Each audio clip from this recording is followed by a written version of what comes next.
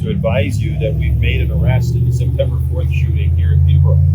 So approximately 12:20 a.m. on Monday, September 4th, our officers were called to the area of Rubidge Street and Stewart Street in relation to a couple of individuals who were having an argument. On our arrival, we located a male victim with a serious leg injury. That injury turned out to be a gunshot. That individual was taken to Peterborough Regional Health Centre before being transferred to the Toronto Area Hospital for further treatment. Our officers further learned that injury came as a result of that gunshot and that argument. So officers searched the area, but we were unable to locate the suspect at that time. However, the investigation continued, and just 10 short days later, officers from our street crime unit, with the assistance of Halton Regional Police, were able to locate and arrest Suleman Hussain, a 31-year-old male from the Milton area, in relation to the shooting.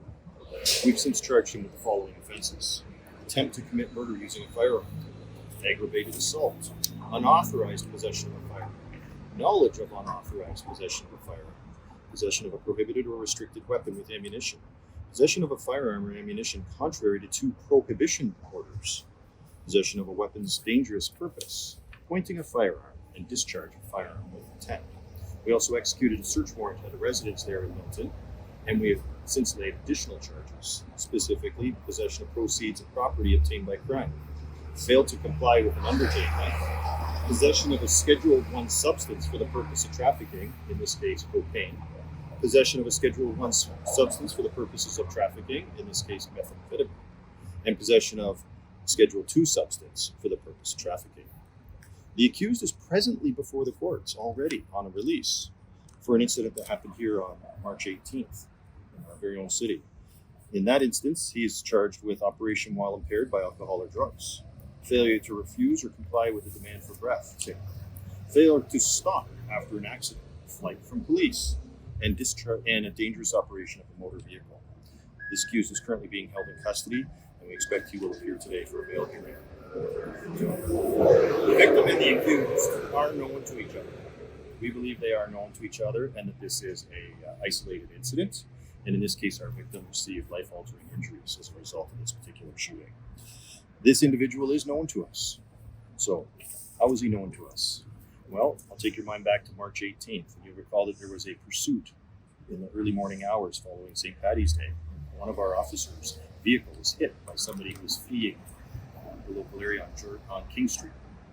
That same individual who we apprehended, or should I say our police service dog apprehended, is the same individual that we're dealing with here today. He is not a resident of this city, however, he does return here to commit some of his crimes. As you'll recall, the SIU cleared our officer of any wrongdoing in that particular investigation. So we're very thankful for that. And here we are again, addressing crimes that are being occurred and have been occurred by people who are out on custody. And you may be wondering, what do we know about this individual? I can tell you he has served multiple years in custody prior to this, specifically related to firearms-related offenses, possession of firearms, including armed robbery with a firearm, weapons trafficking with firearms. So this individual has received a total global sentence of nearly 10 years, and we were able to finally put him back in custody, where we hope he will remain until he's once again dealt with by our courts. How tiring does it get? Well, it is a little tiring for, I'd say, not just the police, the community as well.